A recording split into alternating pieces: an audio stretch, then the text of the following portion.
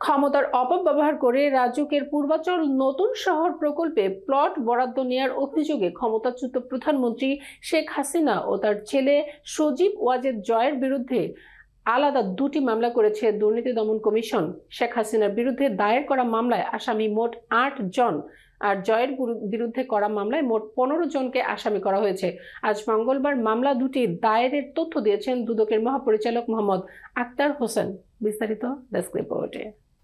দুদক বলছে, শেখ হাসিনার প্রধানমন্ত্রী হিসেবে সরকারের সর্বোচ্চ পদে দায়িত্ব পালনকালে নিজ ক্ষমতার অপব্যবহার করে পূর্বাচল প্রকল্পের কূটনৈতিক এলাকায় ২৭ নম্বর সেক্টরের ২০৩ নম্বর রাস্তায় প্লট নিজ নামে বরাদ্দ নিয়েছেন। এছাড়া নিজের ছেলে মেয়ে, বোন ও বোনের ছেলে মেয়ের নামে পৃথক প্লট বরাদ্দ করিয়েছেন। প্রতিটি ১০ কাঠা করে ৬ জনের নামে মোট ৬০ কাঠার প্লট বরাদ্দ নেওয়া হয়েছে।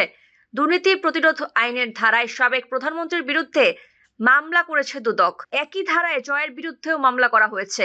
এর আগে শেখ হাসিনার মেয়ে সাইমা ওয়াজিদ পুতুল, বোন শেখ রেহানা ও তার ছেলে রাদওয়ান মুজিব সিদ্দিক ববি এবং মেয়ে আসমিনা সিদ্দিক রূপন্তীর বিরুদ্ধে মামলা করেছে দুদক। এসব মামলায় সাবেক প্রধানমন্ত্রী শেখ হাসিনাকেও আসামি করা হয়েছে।